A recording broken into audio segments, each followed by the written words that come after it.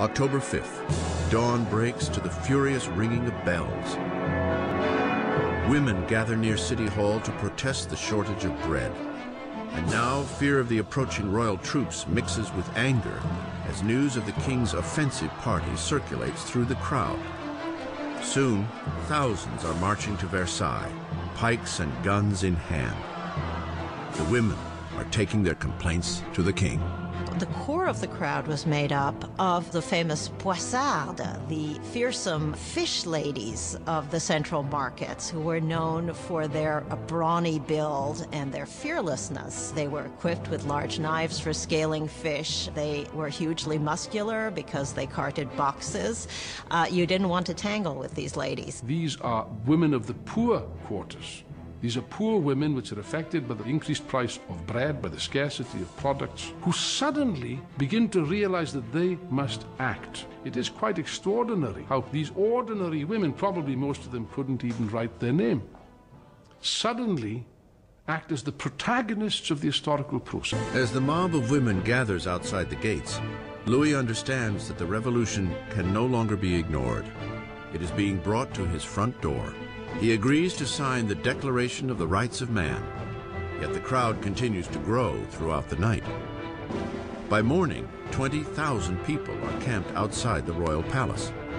To close the centuries of distance between the king and his subjects, the angry mass demands that the king and queen move to Paris. Indecisive as ever, Louis is weak to respond. His hesitation would provoke a fury in the crowd and put the lives of the royal family in grave danger.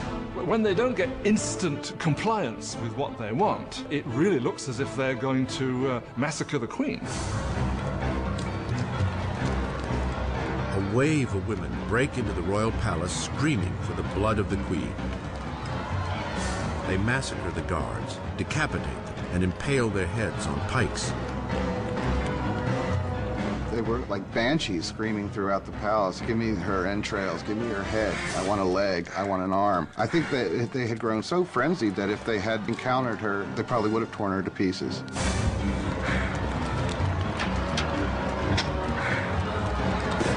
Terrified for her life, Marie escapes to Louis's apartments only moments before the women break into her chambers and tear her bed to shreds. The king and queen are now at the mercy of the mob, and what the mob wants is a little attention from their king. The only way the women can be pacified is for the royal family to agree to go to Paris, because once they're there in Paris, then they can ultimately be made to do what the people of Paris want. They march 60,000 strong, leaving Versailles with carts and wagons overflowing with flour from the king's storehouses, flanking the royal carriage all the way to Paris.